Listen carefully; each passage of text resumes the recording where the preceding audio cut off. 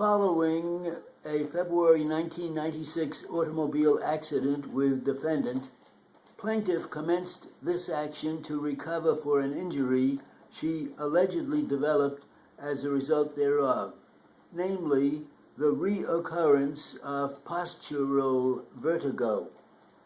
At issue on appeal is a decision of Supreme Court granting defendant's motion for summary judgment, dismissing the complaint on the ground that plaintiff did not suffer a serious injury within the meaning of insurance law, section 5102D.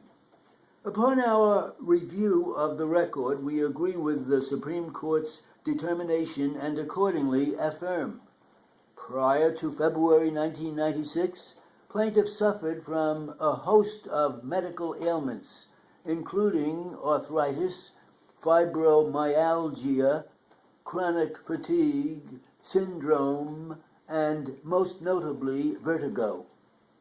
Indeed, some 4 months before the subject accident, plaintiff's treating otolaryngologist repaired a perilymph fistula in her right ear to relieve vertigo symptoms. The vertigo reappeared following the accident, warranting a second surgery in April 1996 to again repair the perilymph fistula.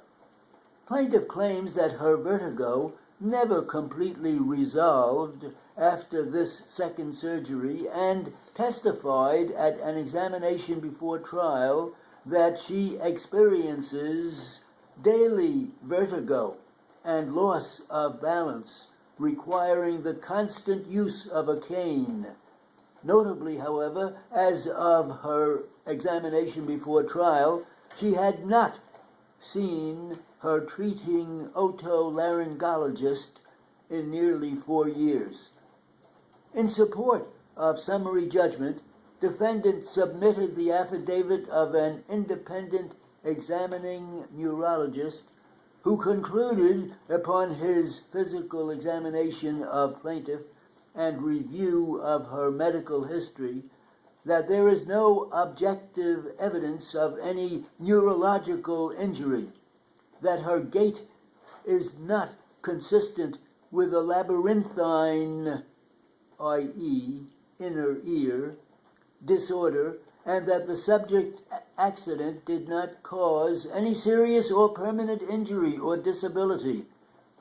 With respect to plaintiff's complaints of post-accident vertigo, this physician questioned that same was caused by the accident, noting inconsistencies between her subjective complaints of dizziness and concomitant physical abilities, as well as the intermittent nature of such complaints. This expert further offered alternative explanations for plaintiff's dizziness based on other ailments suffered by her. Contrary to plaintiff's contention, defendant's submissions were sufficient to make a prima facie showing that she did not suffer a serious injury as a matter of law, thus shifting the burden to her to raise a triable issue of fact. See, for example, Gaddy versus Eiler, 79, New York 2nd, 955, 956 to 957. This she has failed to do.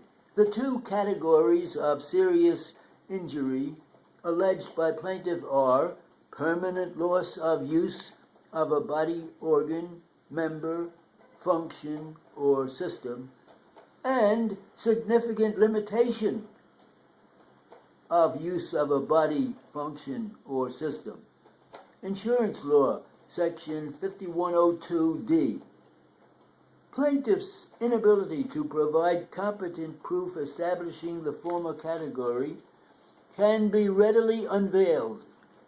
In order to satisfy this particular category of serious injury, any permanent loss of use must indeed be total.